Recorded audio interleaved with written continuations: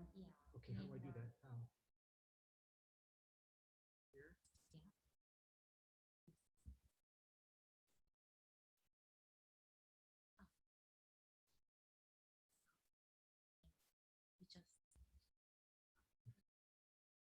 To my email? Huh? Yeah. Then to the students. Okay, student monitoring. Where can I find it? Can you find student monitoring? Is it here? Here? Yeah.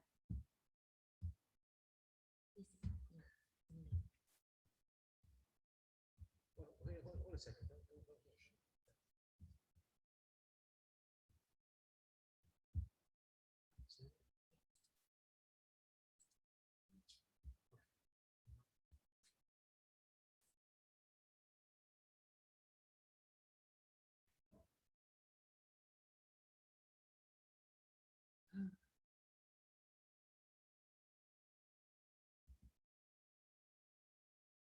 Did you get it? Did you get it?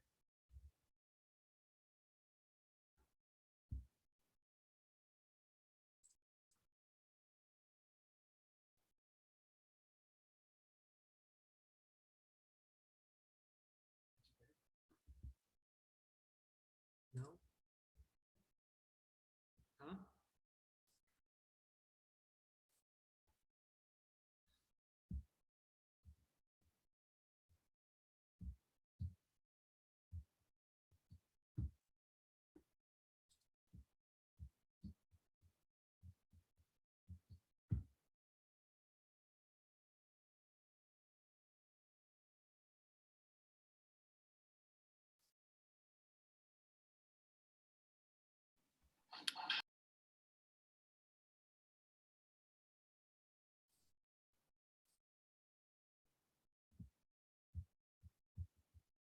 You didn't get it, did you? So you didn't get it?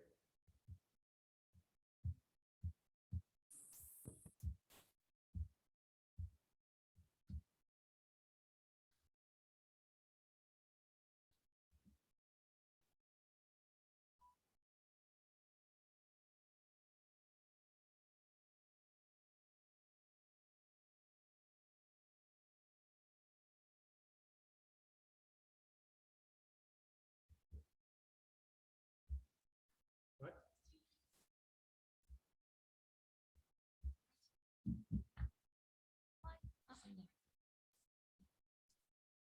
So what did I do wrong?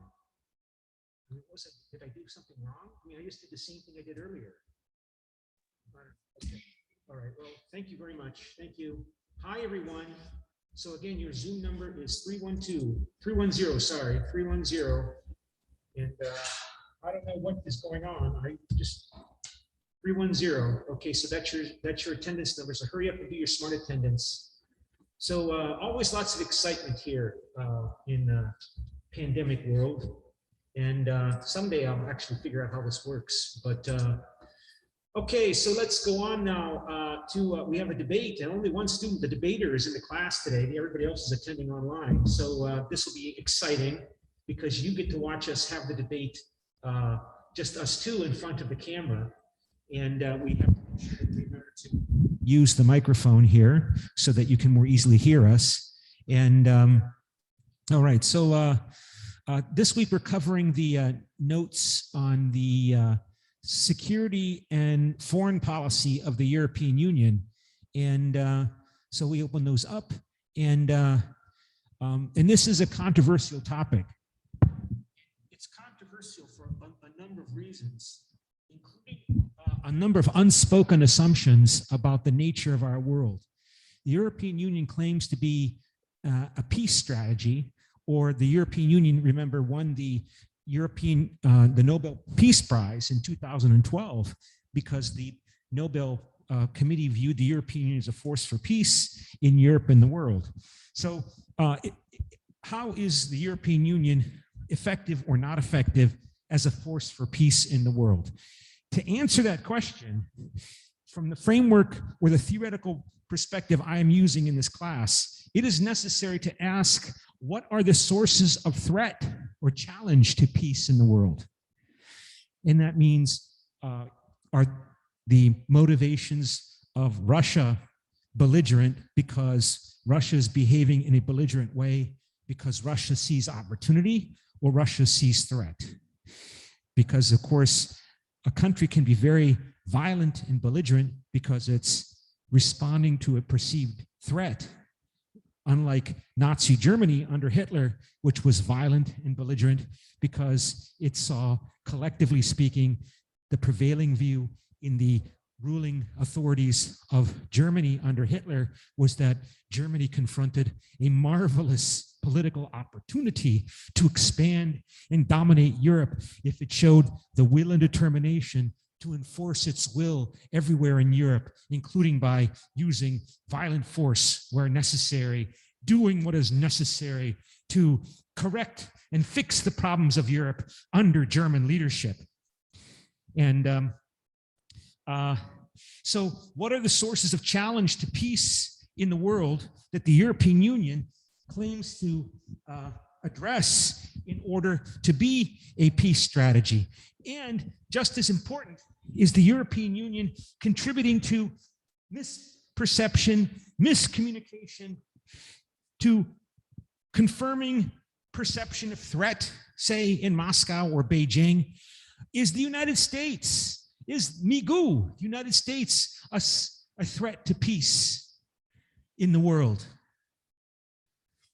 If the United States is a major threat to peace in the world, then the European Union as a peace strategy needs to deal with the United States, needs to address the United States as a challenge to peace in the world, which of course is a challenge because the European Union began during the Cold War under American domination, American hegemony after World War II in Western Europe, beginning with the European Coal and Steel Community, which built upon the US Marshall Plan, the European Recovery Program, also called the US Marshall Plan for Europe, to help Western Europe rebuild and stabilize its political system after the destruction of World War II, after the economic disaster of World War II, in the context of Washington, America's perceived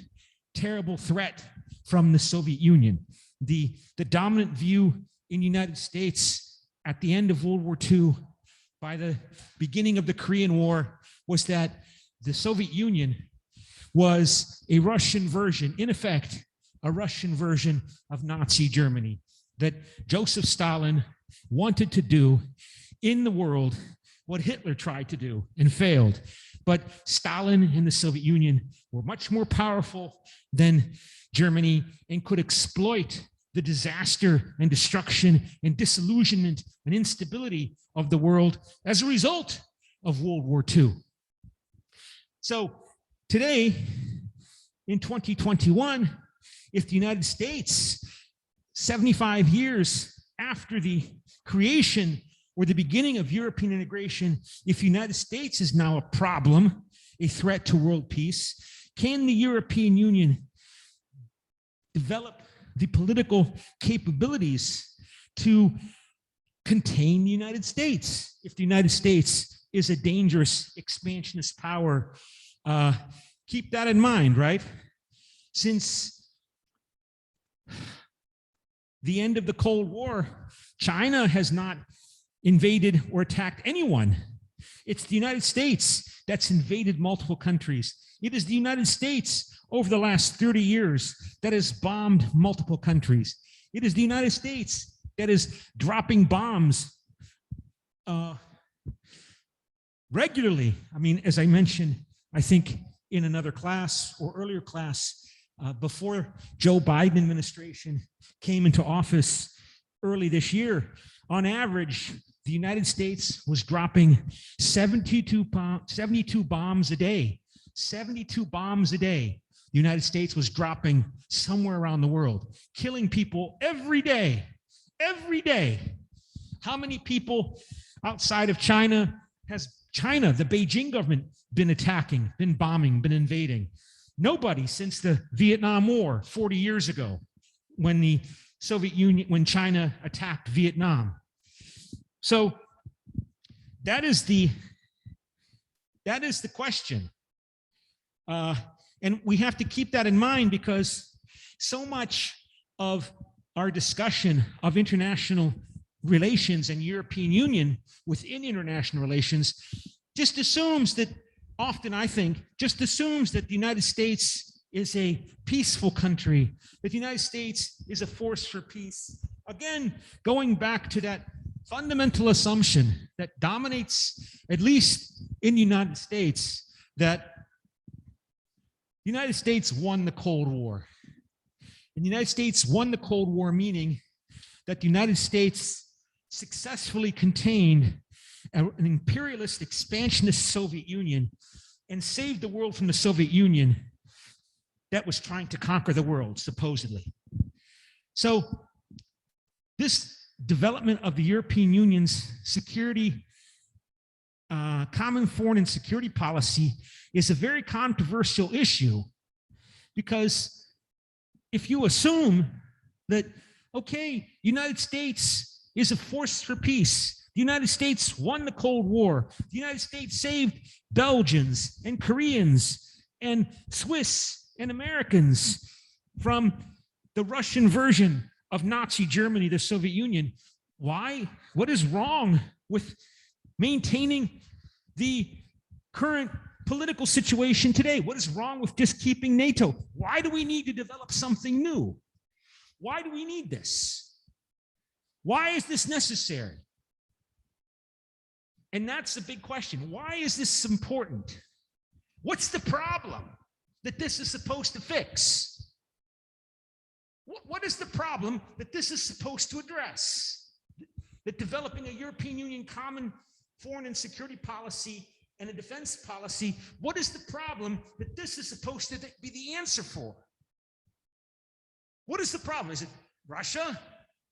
Is it Putin in Moscow? Is the problem Beijing?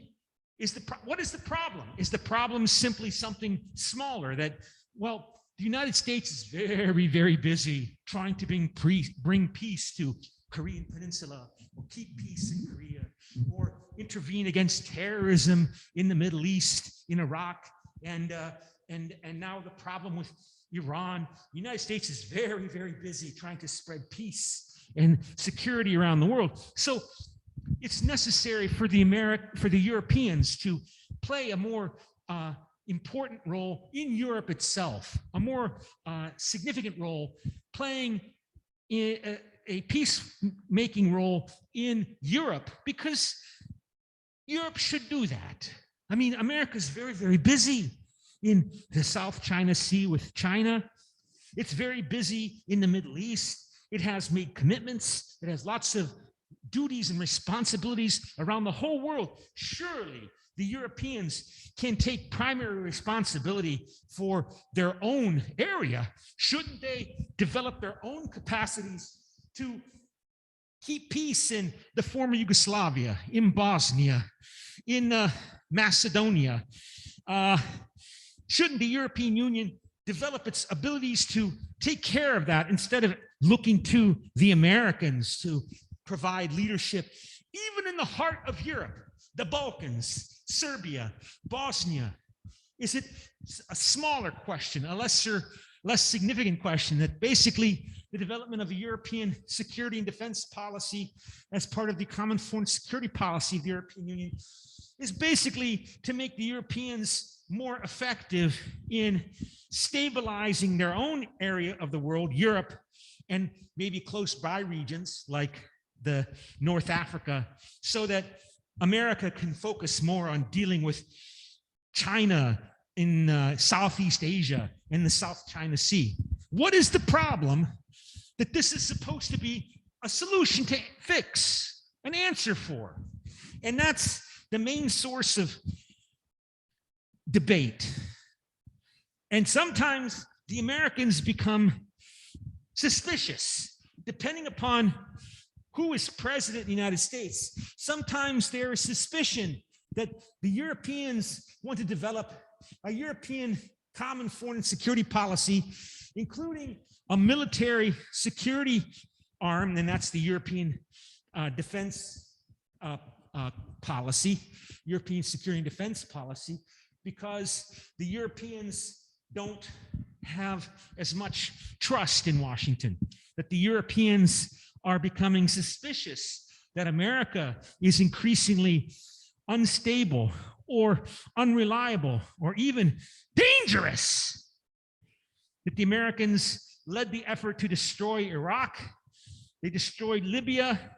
Could they now? They failed in Afghanistan. 3 countries they helped destroy. And now they might attack Iran. Is America the threat to peace?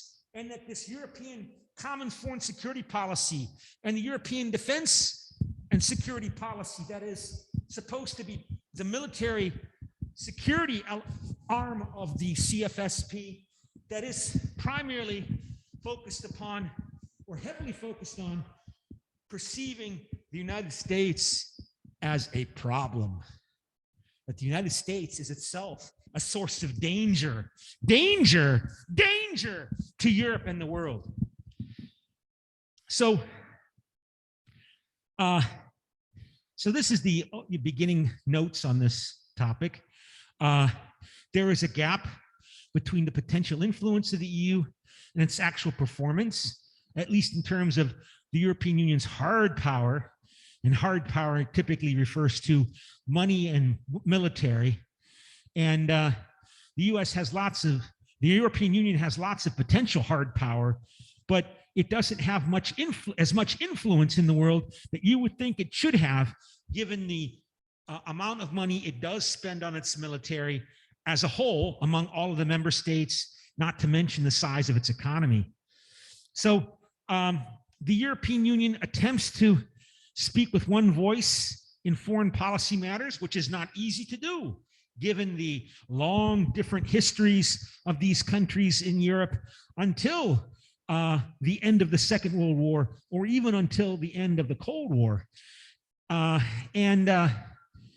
The European Union, when you add up all of its military capability, it still has a large military in total, but still much smaller than the US.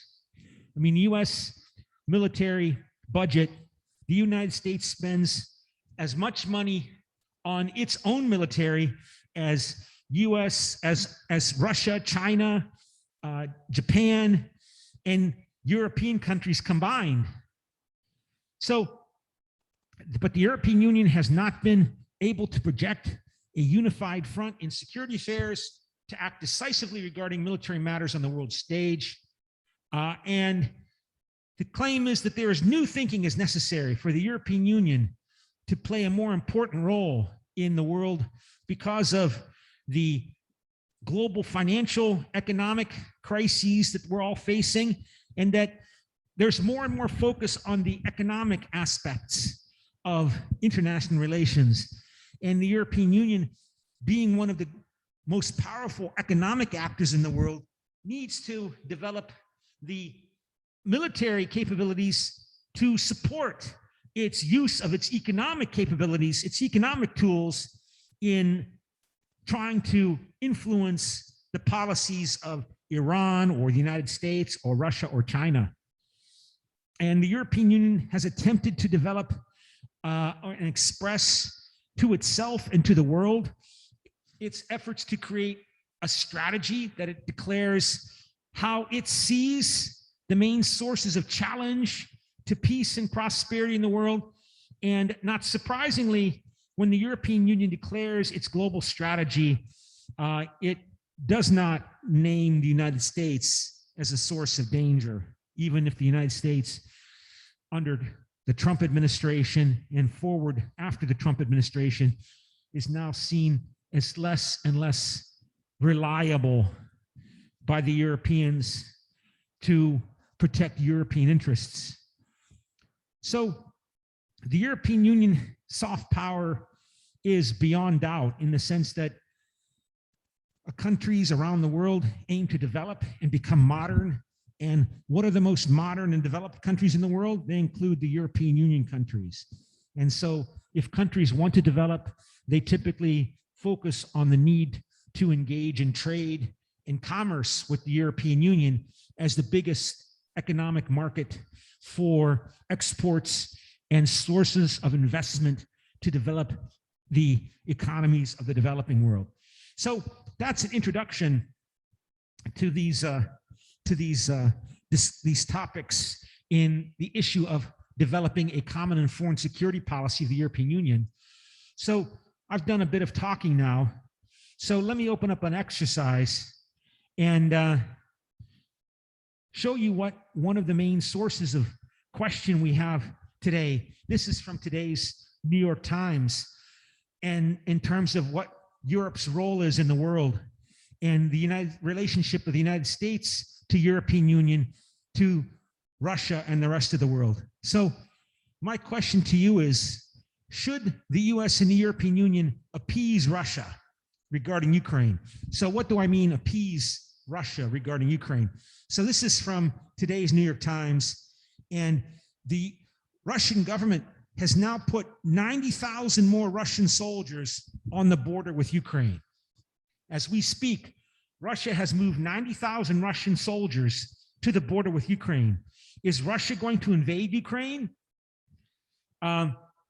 It states here that there's escalating crisis between Washington and its allies, including the European Union and Russia.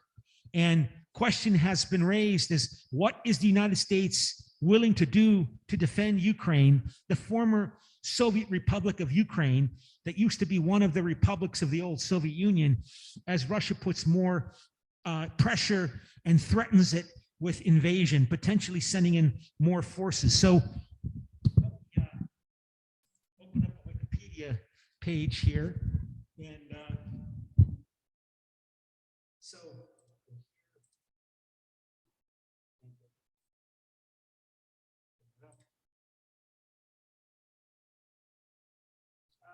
as I try to find the Chrome here to open up, there we go, Chrome. Let's see if I can show you Ukraine on a map. Here is here, Ukraine.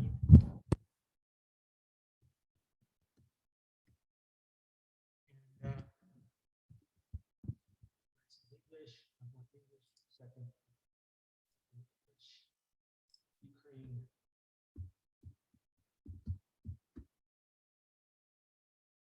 Yeah. No, but it does have a free trade agreement with the European Union. And the so here is the Wikipedia page for Ukraine. And I wanted to show you this image because I like this image. Ukraine is a country. Now, this is a very sensitive topic. And if you're a Ukrainian nationalist and Ukrainian patriot, you would be very angry by what I'm about to say. But Ukraine is a country that did not have borders until Lenin and Stalin created the borders of Ukraine in the 1920s, after the communist revolution, the Bolshevik revolution in the old Russian Empire. Ukraine didn't exist as a province separate from the rest of Russia prior to 1917. Ukraine is a word in Russian language, in Slavic language. U means at, as a preposition in English, u, and krai means frontier. So Ukraine means the frontier. So this was the frontier of the Russian Empire. And there was no boundary between Russia and Ukraine until the 1920s. Lenin and Stalin created these boundaries, Ukraine and Belarus, these new countries. And you can see here how the boundaries of Ukraine have changed. The point is, Ukraine is not like France. Ukraine is not like Germany. Ukraine is not like Italy. Germany, France, they have a memory in France or a memory in Germany that Germany as a separate political community existed for at least 1,000 years, more than 1,000 years. Same is true in France. Same is true in Korea. Koreans believe that Korea has been here for many, many centuries as a political community under Chosun, under the very different dynasties. Ukraine was not a political community really until the 20th century. Now, again, if you're a Ukrainian nationalist, you might want to punch me in the face for saying that, because we do know that there are people that do intensely want their own Ukrainian country, but those people tend to be concentrated here. The Ukrainian nationalists are concentrated in this area. This area was part of the Austrian Empire under the Habsburgs. It was ruled by Vienna, not Moscow, Vienna, for many, many generations.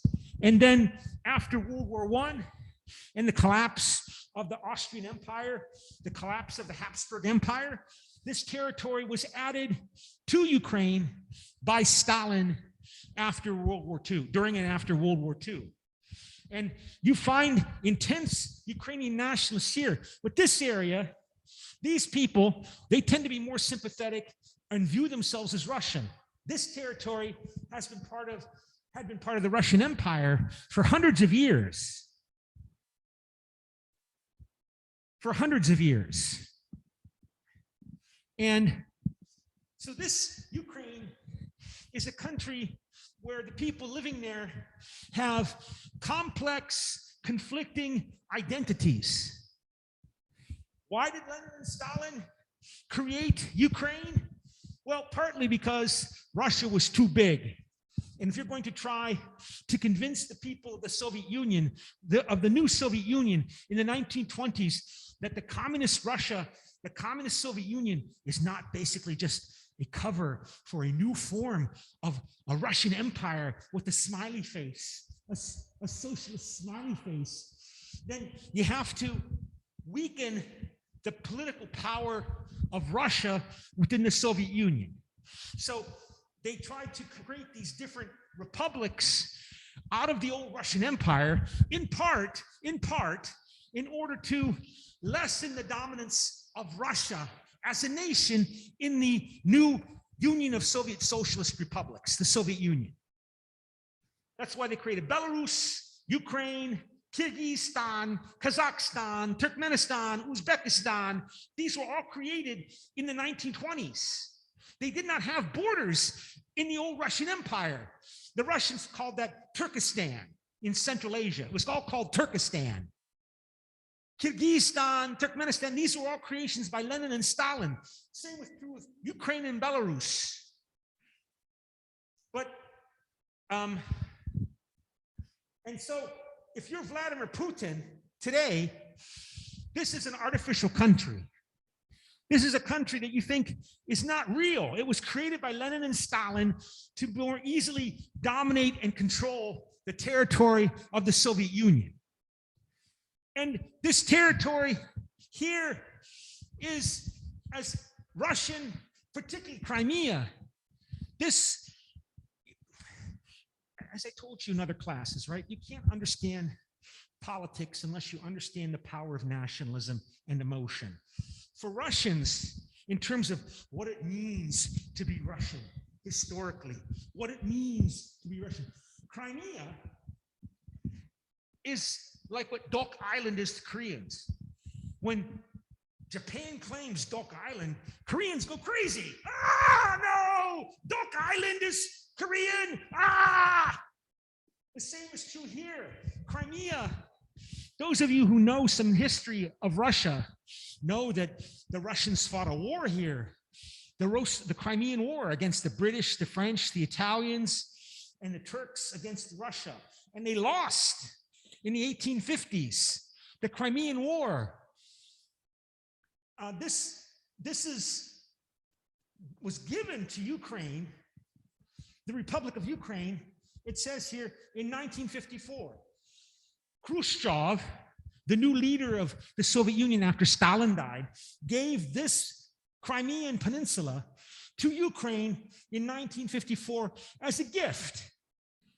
The communist leader of the Soviet Union, Nikita Khrushchev, gave it as a gift to Ukraine because, well, he was Ukrainian, Khrushchev was Ukrainian, and it was partly a gift to compensation to Ukraine for the suffering that they experienced under Stalin.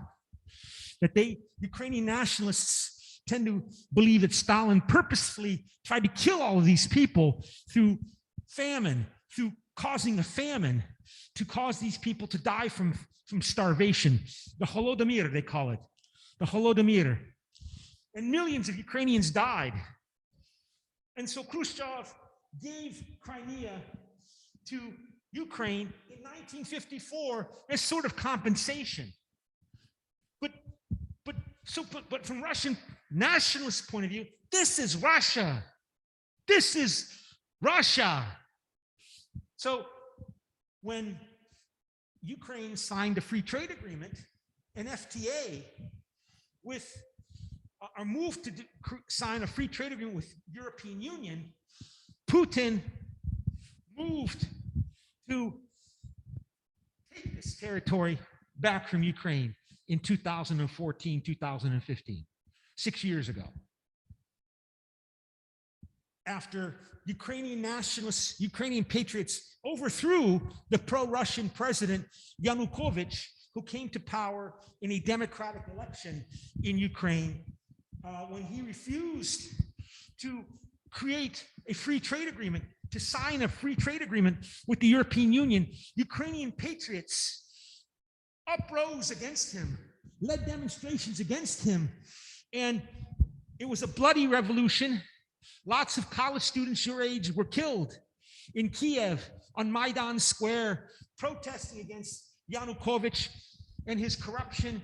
And Yanukovych, Viktor Yanukovych, the pro-Russian president, who I said, remember, he came to power through a democratic election, was overthrown when he would not sign an FTA with the European Union. And that uprising, led by students, was encouraged by the United States and the European Union. That uprising was encouraged by people who are again in the Biden administration. In 2014, Barack Obama was president of the United States. Victoria Nuland, she was a high official in the US State Department. She flew to Kiev. Kiev, I think, is here. Gave sandwiches and food to the students protesting against Yanukovych, against his rejection of FTA with the European Union.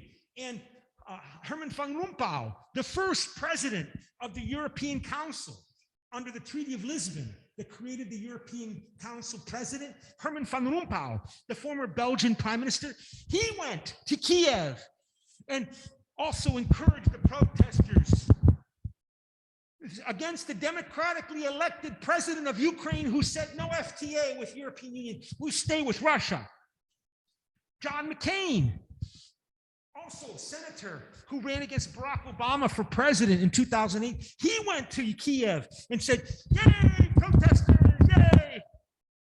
And so from Putin's perspective, when the democratically elected president of Ukraine, pro-Russian, adopted policies that the United States and certain Ukrainians didn't like, the United States worked with those Ukrainians to overthrow the democratically elected pro-Russian president of Ukraine, Yanukovych, Viktor Yanukovych, whose support came mostly from here, this area, the pro-Russian area of Ukraine. But as I told you, these people, this is where you find the militant Ukrainian nationalists, the parts of Ukraine that used to belong to the Austrian Empire up until the 20th century. So again, the point is here to show you how these borders changed in the 20th century. So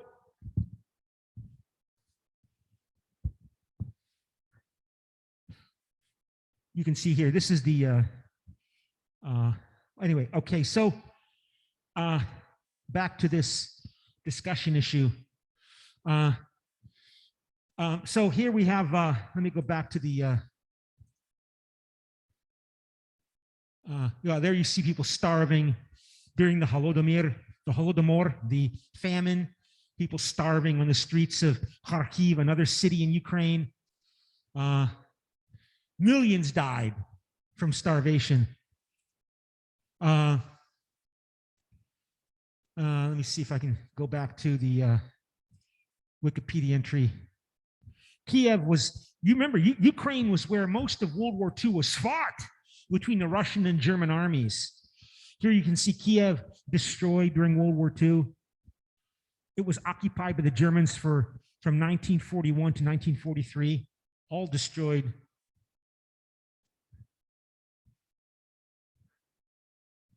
So I just wanted to show you the a map of Ukraine.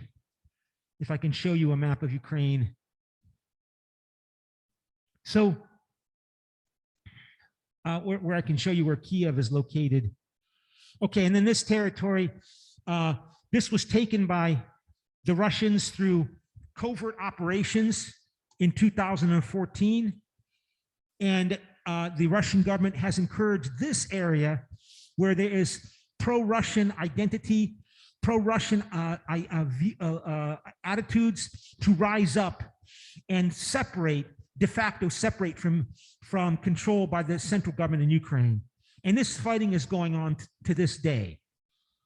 At least 10,000 people have died, 1 million refugees. And so we have a war in Europe. And here you see the leaders of NATO and European Union supporting the new president of Ukraine at the time, Petro Poroshenko, after Yanukovych was overthrown. And here's the current president, Volodymyr Zelensky. So this is, again, if the European Union is a peace strategy, at the very least, the European Union should keep peace in Europe, right? Right, Sally? If the European Union deserves the European Union, the Nobel Peace Prize in 2012, the European Union should keep peace in Europe. But why is Russia reacting with such violence to Ukraine signing a free trade agreement with the European Union? Why would they see a threat? Why would Russia act that way? Or does Russia basically resent that the United States and the European Union is really, in Vladimir Putin's mind, trying to surround Russia with lots of client pro-American states to make Russia into a second-class country, a second-class power, like France, like Germany, that must submit to American hegemony and admit and accept that America dominates Europe and the world, the way Germans have, the way Italians have, the way the Japanese have. Even of course, the British don't have a problem with it because they view themselves as all part of the Anglo-Saxon English world. Even the French have admitted that America, oh mighty America, you are the benign hegemon. But China and Russia resist, particularly given that the Soviet Union did most of the work in beating Germany in World War II at 27 million dead. 27 million Soviet citizens died, not from the Holodomor, from the war itself, on top of all of the people Stalin killed. And after winning and defeating Nazi Germany, Moscow today is supposed to bow down to America the way Italy and Germany and Japan have. And do it through America's soft power and the European Union being the civilian soft power side of NATO. that, as I keep showing you in class, right, that is Russia belligerent because they think one side is NATO of this coin, and on the other side of this coin is European Union. NATO, European Union. It's all the same. Except that European Union is the smiley face, soft power side. It's a glove, velvet pretty glove. If you put on fist.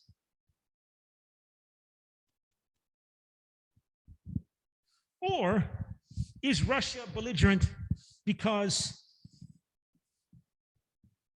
it sees a tremendous opportunity to expand into Ukraine and to take over these countries because the United States is becoming weak and diverted by problems in Asia and the Middle East and the Soviet Union. Russia wants to rebuild the Russian Empire, that it wants to dominate and control Ukraine and all of the countries that used to be part of the Soviet Union, that it wants to rebuild what it lost 30 years ago. So, as I said, Russia is now moving 90,000 troops on the border with Ukraine, and the U.S. is trying to decide what to do in response. Should it threaten Russia? Should it threaten Russia with consequences if Russia invades Ukraine? Should the United States increase its military commitment to Ukraine? Should the U.S. send more soldiers to Ukraine? It goes on here in this news report.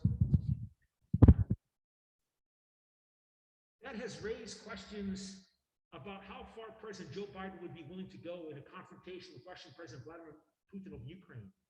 Biden's Democratic predecessor, Barack Obama, resists strongly increasing America's commitment to Ukraine because he said Putin would always raise the ante even more. Obama otherwise largely delegated Ukraine affairs to Biden when he was vice president, who visited the country several times extolling its independence. So, despite his personal investment in Ukraine's fate, however, it is unclear how much Biden may be willing to risk on the country's behalf as he fixates on competition with China. His senior officials have repeatedly said that their goal with Russia is to develop a relationship of stability and predictability. In a statement on Wednesday honoring the millions of Ukrainians who starved to death under Joseph Stalin, Biden said the United States also reaffirms our commitment to the people of Ukraine today and our unwavering support for the sovereignty and territorial integrity of Ukraine. So, of course, there is a powerful, active Ukraine lobby in the United States that wants the United States to support Ukrainian independence and sovereignty. For now, it says here, for now, the Biden administration is focusing on diplomatic channels to deter and dissuade Putin, according to people familiar with the matter. Those could eventually include a second face-to-face meeting between Biden and Putin. Last week, the Kremlin spokesperson said Washington and Moscow were discussing another potential summit meeting. Biden's administration views continued dialogue with Putin as important to stopping him from taking action against Ukraine. At the same time, U.S. officials are hammering out steps with partner countries to punish any Russian provocations, including new economic sanctions. We have administration officials in Europe trying to work towards coordinating what those economic measures would be, said Andrea Kendall-Taylor, a Russian expert with the Center for a New American Security who advises the Biden transition team. She said that such actions could include sanctions on Russian banks and energy producers and the country's sovereign debt. Nevertheless, U.S. and British officials have discussed imposing tougher sanctions on people closer to Putin, including some measures that were considered but not put aside after Moscow's agents used a nerve agent in an attempt to kill a former Russian intelligence officer in Britain in 2018. Measures under consideration include blocking Russian oligarchs from using Visa and MasterCard credit cards, and restricting where they and their families can travel in Britain and Europe, as well as other kinds of sanctions that might get Putin's attention quickly but damage parts of the American or Ukrainian economy. A Ukrainian official said the United States was considering a package of increased military aid to Ukraine. The Biden administration is sending more than $400 million in security assistance to Ukraine this year, but U.S. officials are hesitant to discuss Washington's support for fear of escalating the situation further. Fiona Hill, who served as National Security Council's director for Russia in the Trump White House, added that one of Putin's goals was to strike a deal with the United States that excluded European input. This is really a challenge to Europeans to step up in solidarity with the United States. The United States shouldn't be the prime mover here. So this person, Fiona Hill, wants the European Union to take the lead in dealing with Russia, not the United States, which is interesting.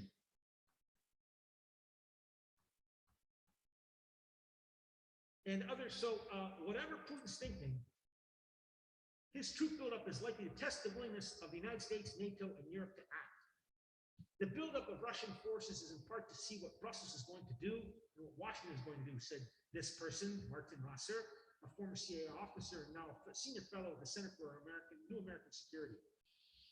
Putin sees one goal of this military action as gauging the resolve of the West when it comes to having Ukraine's back.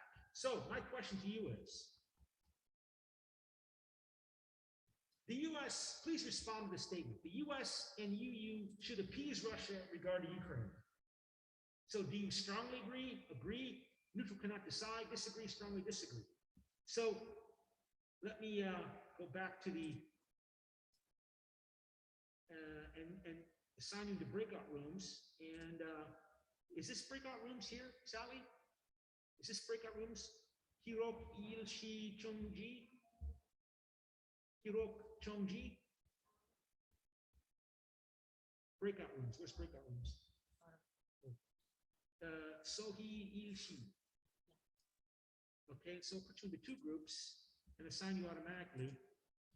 And so please join the groups. Marie and Owen Tech in one group, and Sally Kang Tongun and UJE in another group. So please join those groups. And who's going to speak? Marie, Owen Tech, Kang Tongun, or UJE? So heads is the top person in each group. And it is tail. So Owen Tech, where's Owen Tech? Owen Tech. Owen Tech, where are you, Owen Tech? Well, Owen Tech's not here. So Marie, you're going to speak for group one. And UJE, you're going to speak for group two. Where do you fit on this scale? Where does your group fit on this scale? Do you strongly agree with the statement? Agree, disagree with the statement that the US and EU should appease Russia regarding Ukraine? And I will write a statement as well. Heads, I am 1, 2, or 3, and it is heads. Heads, I am 1, and it is heads. So I strongly agree that the US and EU should appease Russia. So I'm going to write a statement as well. I strongly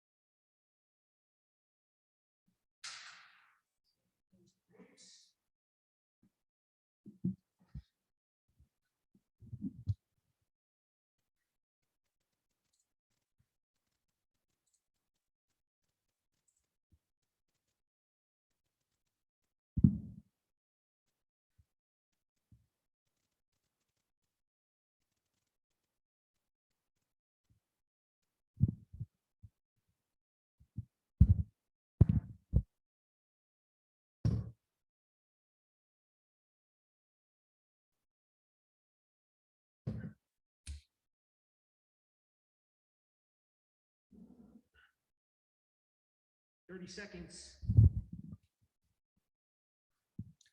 30 seconds.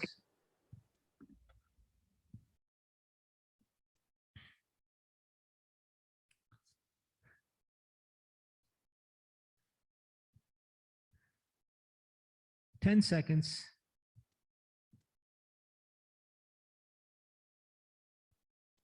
Five seconds. Okay, so who's going to speak first?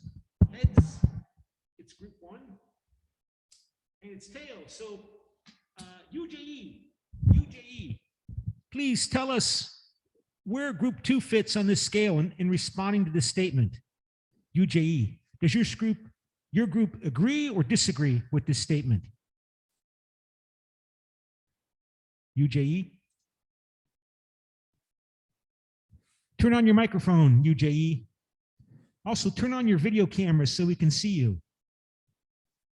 UJE. UJE. Hey. Okay, where does you turn on your camera? Oh.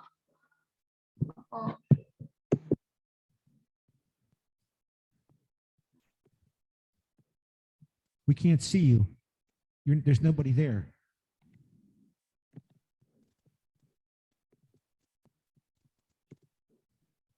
UJE.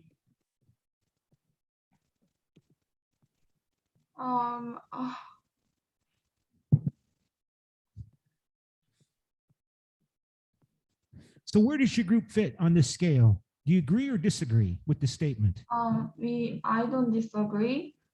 You disagree? Yes.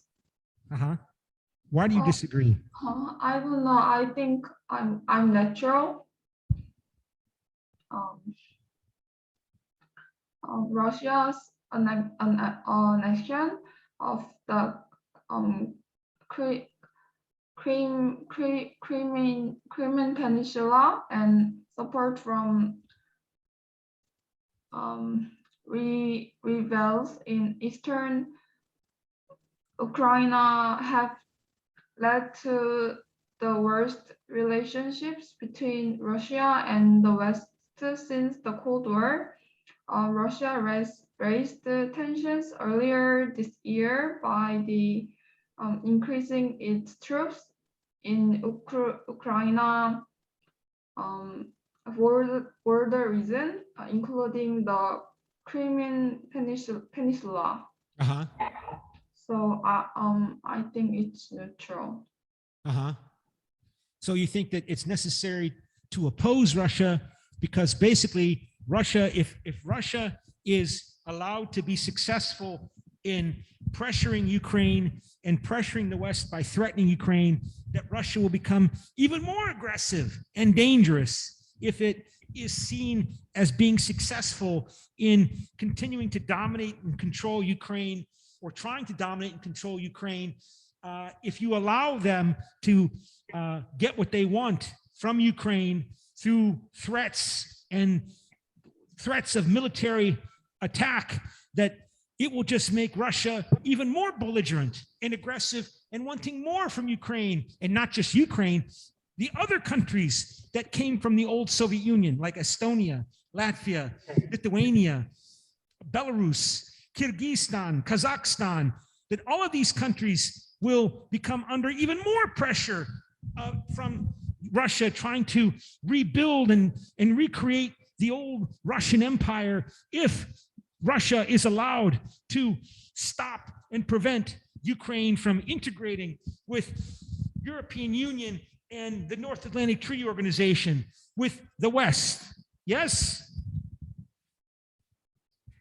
That seems to be your assumption that you are arguing. You see, this term appease, this is a bad word today. This is a bad word.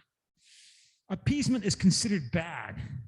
And appeasement is considered bad because of the experience of appeasing Germany under Hitler in the 1930s, in a desperate attempt to try to keep peace in Europe, when Hitler made demands on Czechoslovakia and Poland, countries on the border of Germany, that Germany used to dominate, that Germany used to be the dominant lead actor. That in appeasing Hitler in 1939, the aim was let Hitler have his wishes towards those territories. Let Hitler have his wishes towards Austria and Czechoslovakia. And then Hitler and Germany will become less belligerent, less vicious, less threatening, because they will be appeased. They will be viewed and treated and believe that they are being treated like an equal country to all of the other European countries after being humiliated by the defeat in World War I and the treaty ending World War I, the Treaty of Versailles, that Hitler's Germany was belligerent and threatening violence because this country perceived itself as being humiliated and subjugated and treated with intense disrespect by the other countries of Europe that wanted to keep Germany a second, third-rate power after the defeat of Germany in World War I. So if we appease Hitler in his demands on Czechoslovakia, then Germany will view itself as being treated fairly and will become nice. So if we, of course, we know that did not happen. Hitler was appeased in making his demands on Czechoslovakia, and the result was that Hitler became, and Germany became even more belligerent and violent, because by gaining what it wanted, by threatening war and attacks on Czechoslovakia, the West acquiesced to its demands to keep peace, and that just made Germany even more dangerous and more aggressive, and actually led to World War II. So we cannot appease Russia as Russia attempts to threaten war with Ukraine, because if we give Putin what he wants in Ukraine, he's not going to stop with Ukraine. He's not going to stop with Ukraine. He's then going to try to pressure Estonia, Latvia, Lithuania, 3 countries that are in NATO and the European Union. He's going to try to reestablish his dominance over the old Soviet Union territory and then over Eastern Europe, like Bulgaria, like in Serbia, like in Czechoslovakia. So we cannot appease him because his motivations are aggressive and expansionist. He's belligerent and nasty and threatening because he thinks the rest of the world lacks the will and resolve to resist him. And if you acquiesce, if you appease him, you will confirm that view in Moscow that the West is weak and degenerate and lacks the will and resolve to an assertive, strong, forceful Russia.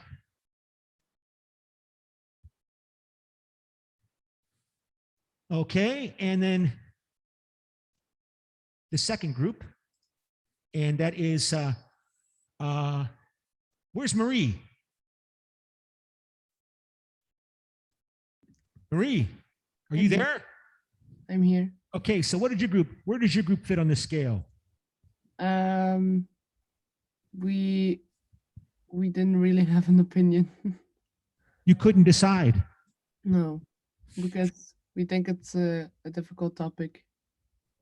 Well, it is a difficult topic, but it's a critically important topic, right? And one of the reasons why it's a critical topic is because there are different groups and different constituencies within Moscow articulating and expressing different views of the world. That the West is a threat or the West is degenerate. Let me try to show you what I mean here before we go to our debate. I told you appeasement is considered a bad word these days. And the reason why appeasement is considered a bad word is because the experience of dealing with Hitler's Germany. In the 1930s, the world appeased Germany under Hitler when he was making demands for Anschluss, unification with Austria, and taking the Sudetenland from Czechoslovakia and adding that territory with its German minority to Germany so that they're not oppressed by those bad Czechs, in the words of the Germans in 1939. So London and Paris appeased Germany. That was the name for the policy. They gave Germany what it wanted. They let Germany annex Austria. They let Germany dismember Czechoslovakia and take the part of Czechoslovakia that had German people living on it and add it to Germany. Because the assumption was that Germany was belligerent because Germany saw a threat to its national dignity. Germany saw a threat from the West to its national unity. And Germany saw a threat from London and Paris to its national independence. As well, being important, but much less so, the personal power of Hitler, economic vested interests, and some desire to spread fascism, but that's just a minor ideological motivation. So appease Hitler, give Hitler what he wants in terms of unifying the German people in one state, separate from dividing up these fake new states created in 1919, Czechoslovakia and Poland. Separate those people and give the German people the option living in those states to unify in the motherland, in the fatherland of Germany, where they can be free, living as Germans, not as a minority in Czechoslovakia. Give Germany equality to France and Britain. Let Germany have an equal army. Let Germany build an air force. Let Germany have a navy, just like any country in Europe is allowed to have a navy and air force. Germany was not allowed to have a navy and an air force as a result of the Treaty of Versailles in 1919, ending World War I. Treat it with equality, demonstrate to Germany that it's an equal member of the European power class of the great powers, and Germany will become nice. And so Germany was appeased, and it was a disaster because Germany's true motivations was national grandeur. Germany's true motivation was personal power of Hitler to dominate all of Europe under Hitler's rule, and the excitement of the German people with what Germany was achieving. And if you appease this power, a country that's motivated in its belligerence by these motivations, if you appease this country, you will make it more aggressive. Because why does this country have this set of motivations? Because it thinks it's surrounded by degenerate states. Hitler saw France and London as lacking the will to resist because they're so disorganized in Paris and London. Nobody really is in charge there. Nobody is able to exercise control over the German, over the French or British government. They're completely disorganized because of their weak political democratic systems with many different political parties fighting and backstabbing each other to control the government. They lack the will and determination, these degenerate backward states that may have been great at one time, but they become disgusting and degenerate as a result of capitalist democracy. But Germany, of course, has the will. And if you appease this country that has this motivation, this set of motivations, it has this set of motivations because this is the prevailing view. And if you appease this country, you confirm that you really are a sissy if you're London or Paris, that you really are degenerate. You'll threaten and promise to resist Germany, but then you will fail.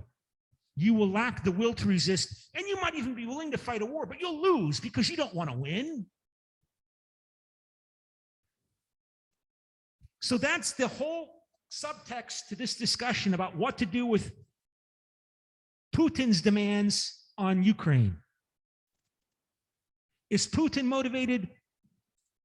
Is Putin's Russia motivated by this? Or is Putin's Russia today motivated by this? And this is a critical question. You must have an accurate answer.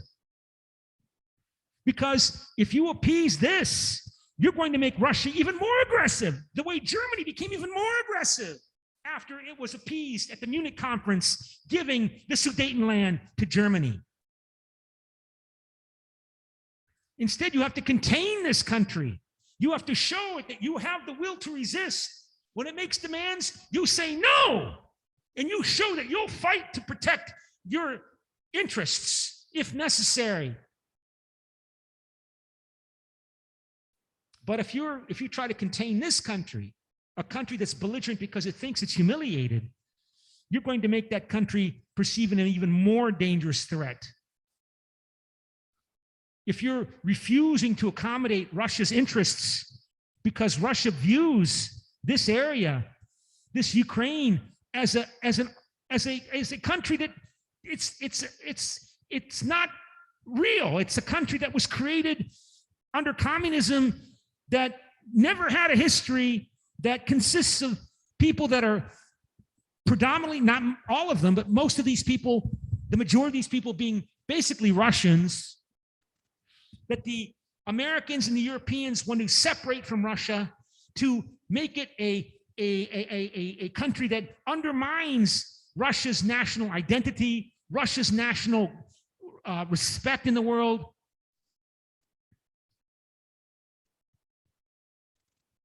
Then the danger is that you could make Russia even more belligerent because it thinks ultimately the United States and the European Union want to overthrow Putin and make Russia into a Slavic version of Italy or a Slavic version of Germany that obeys and submits to American hegemony, to the rule in a world dominated by the United States.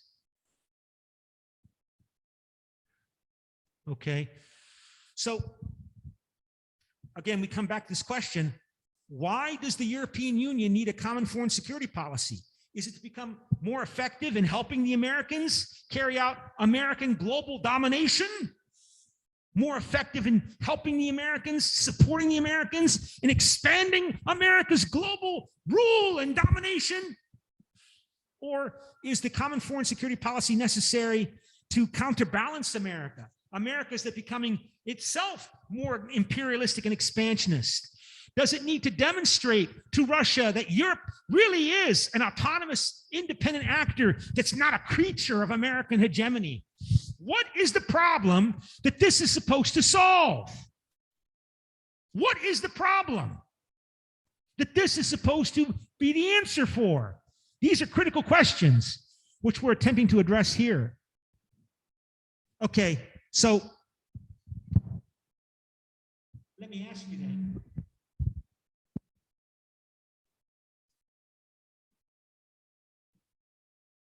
To vote. Let's see if I can go back to the cyber campus. I thought I reopened this, but I gotta do it again, I guess.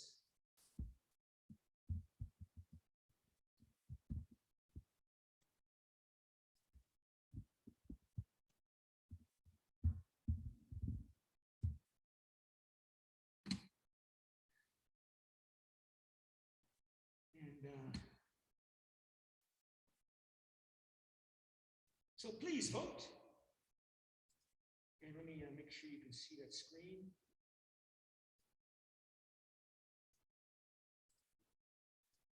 So please vote on whether or not the U.S. and EU should appease Russia regarding. Please respond to the statement. 15 seconds. 2 people have voted. What about the other 2?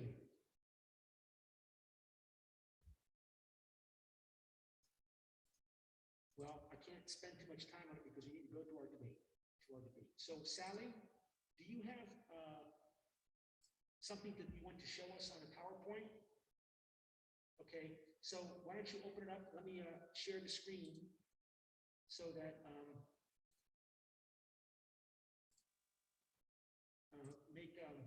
make this share screen to multiple people. So I think multiple people can now share screen. And so please open up your screen and share it with everybody.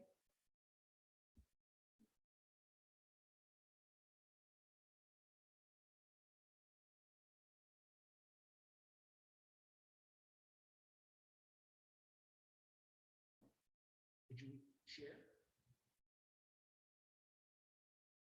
It's not showing, right? Oh, there it is. Okay. E-policy making. Okay. So again, let me remind myself of what I'm doing. Are you pro or con? And I'm can't remember what the debate topic is because let me see if I can do that now. And okay, so the debate topic is, let me see, go back to lesson plan. Okay, so you're pro. Okay, so to South Koreans, the European Union will create a European Union military force that will engage in physical warfare within the lifetime of the average CUK student. Okay, Sally, so let me go back to allowing you to share your screen. So again, open, there you go. So you can speak there from your computer, and if you'd like, and you can begin. Yes.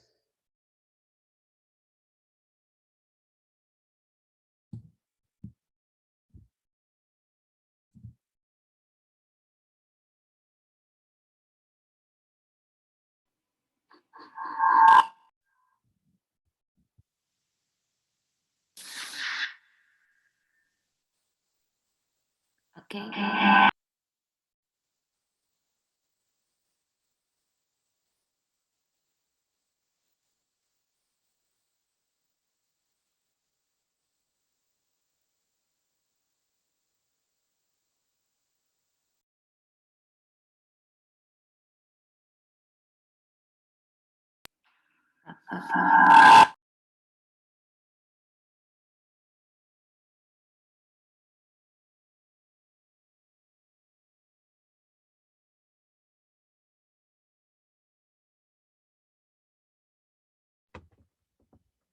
Sir, I think.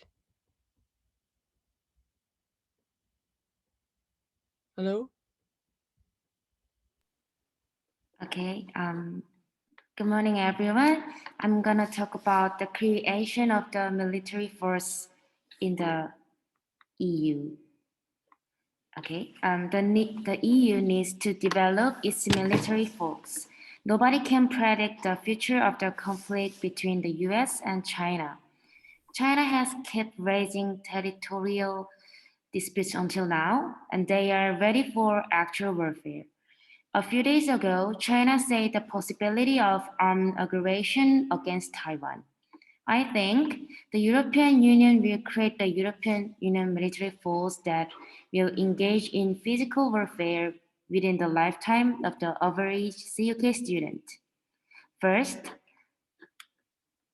the EU has ready to organize army and build up the military strength. As you know, the European Union is the one of the powers in the world. Moreover, the EU is the third largest economic power after the United States and China. Also, the EU has one of the largest militaries in terms of military and equipment, albeit still much smaller than the US. The EU is ready to have the strong army by purchasing best military equipment whenever they want to have, if they need it. But the EU has not been able to project a unified front in the security affairs and to act decisively regarding military matters on the world stage. Second, the EU will develop their bond, such as, so for example, CFSP, MPCC, and PESCO. The Common Foreign and Security Policy is CFSP, is at the heart of the EU foreign policy and was launched by the Maastricht Treaty. EU defense ministers in May 2004 agreed to the creation of several battle groups for more rapid deployment for shorter periods than the Rapid Reaction Force. It would be capable of doing anything up to full-scale combat operations. Furthermore, consequently, in response, in 2016, CFSP High Representative Mogherini issued the European Global Strategy, strengthening EU military capability, increasing EU capabilities to respond more quickly to crises, and deepening the level of defense cooperation among the EU member states. In 2017, the EU established the Office of Military Planning and Conduct capability. It's MPCC, something like a military headquarters for the EU, which the UK had opposite. It created a framework for joint military action called Permanent Structural Cooperation. It's PESCO, PSCO. Therefore, these policies make the EU have the strong military force in the world within the lifetime of the average UK student. Yeah, I'm done. Okay. Okay, ladies and gentlemen, let me respond very briefly. The European Union is not going to be engaging in military violence with anyone as part of the development of its own military capabilities. Its capacity for foreign policy effectiveness in the world is based upon its view, prevailing view in the world that the European Union is a soft power, civilian soft superpower. The United States showed that it could not impose its will in Afghanistan, despite all of its great military technology, its vast military resources. The United States still lost in Afghanistan. Do you really think the Europeans are going to repeat the American experience, given the fact that the most powerful member state within the European Union is Germany? Germany has never been willing, since the end of World War II, not to mention since the end of the Cold War, to be willing to use deadly force. The Americans have pressured the Germans, for example, to bomb Libya. As I told you, I think in another class, the United States and Britain and Denmark and other countries bombed Libya in 2011 to help overthrow Muammar Gaddafi. But they did that as part of NATO, the North Atlantic Treaty Organization. The European Union, the Americans could not get Germany to contribute to that air war campaign against Libya, not to mention against any other country. And the European Union will insist that the European Union not be associated with threatening and using deadly force to impose its will. Impose its will against who? Vladimir Putin of Russia? Against who? The Serbs? The European Union will not work if it is viewed as basically founded upon deadly military force. It will not succeed in Europe or in the world if the belief is that ultimately, if you oppose Europe, Europe reserves the right to threaten to kill you to get what it wants. It will increase nationalism and nationalist hostility both outside of Europe to the European Union and within Europe to the European Union. How do you think the Poles will respond, or the Czechs will respond after their experience with Hitler's Germany in 1939, if they start seeing European Union, including German soldiers, along with French and Italian and Dutch soldiers and Belgian soldiers, start bombing and killing people in the name of the European Union in Iraq or in Syria or in Libya or in Iran? They might do it as part of NATO, and the Germans will stay out. The Germans will not be involved. They might do it as part of NATO, the French, the Dutch, the Danish, the Italians. The Germans will not kill anybody.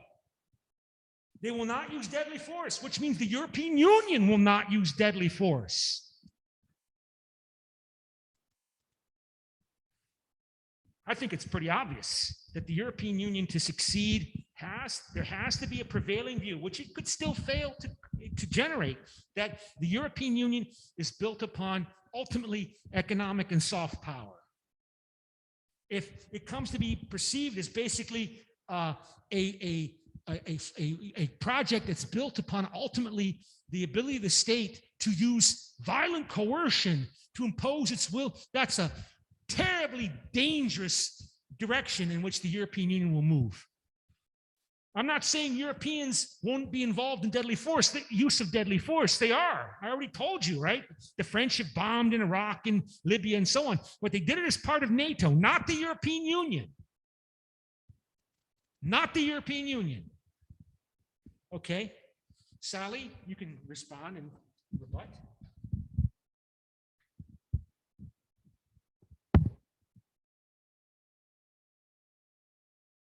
Okay.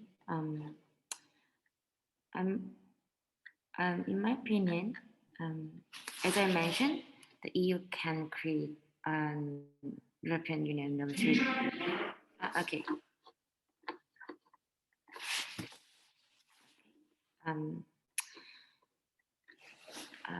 Okay.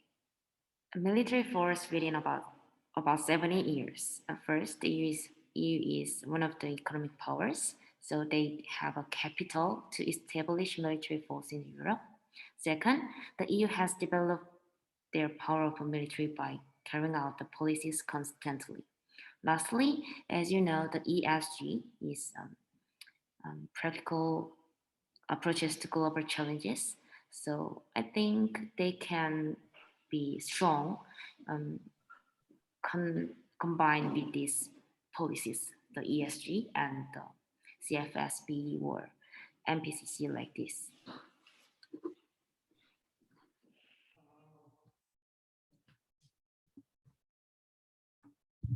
Well, here's my last chance to speak. Here's my last chance to speak as part of Khan.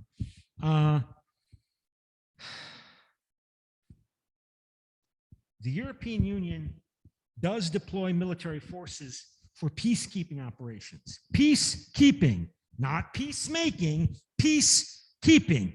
So after NATO bombs and destroys and kills, then the European Union adopts a policy as the European Union to come in and make and enforce, or not enforce, but monitor peace agreements after they have been reached. So yeah, the European Union does send in security and police units into Bosnia and into Macedonia and into African countries. There are a number of different European Union projects and programs in the Congo and in other African states that are weak and suffer from violence. But they come in after the fighters in those conflicts agree to peace, and they need someone to monitor, an impartial outside actor to monitor the peace agreements, as well as oversee humanitarian aid projects, as well as enforcing the rule of law against crime and smuggling and corruption in those countries, like police units that are supposed to try to bring order to post-conflict societies. But they never go in. The term in Euro-Atlantic discussion is that NATO is the hard point, the spear point of North Atlantic US and European intervention. Then the European Union comes in to rebuild the societies, to bring in economic reconstruction assistance, to provide police forces to prevent crime, to monitor and peacekeeping and service peacekeeping forces. But they don't come in to impose their will through attacking actors, bombing actors. They never do. So yes, there is the effort to develop the military components of the European Union under the Petersburg tasks within these different institutional infrastructures, but they're all for peacekeeping. They're not for peacemaking. So I will stop there and let Sally have the last word.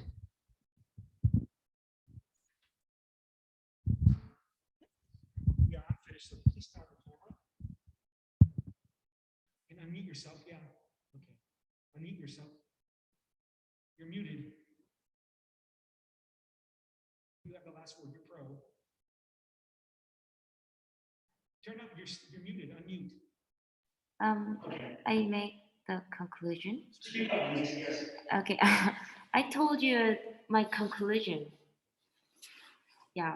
You want to repeat it? Now I'm finished. How do you respond to what I said? Sorry. How do you respond to what I just said to you? Peace about peace. Yes. Yeah. Peace is the most important, I think, but the EU had to protect by itself, I think. Also, the EU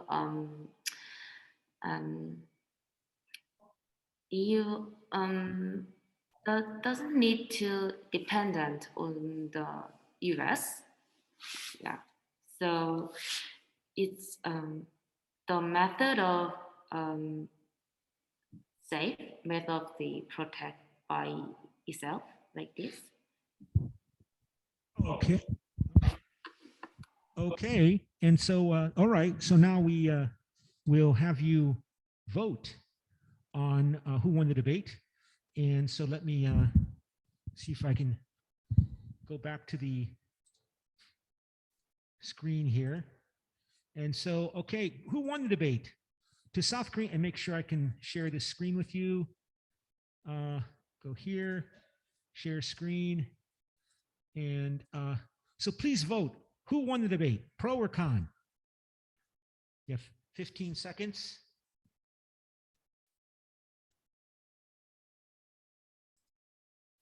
Two people. Okay, one more person needs to vote. Oh, looks like I'm losing. Okay, and then back to grading the debate. Please grade the debate. And so we have 3 votes. And okay, 15 seconds. Okay, well, that's it for today. And so at least for the Zoom, because I have to close the Zoom room in order to save the recording. So I'm not going to sign off of the Zoom. Bye.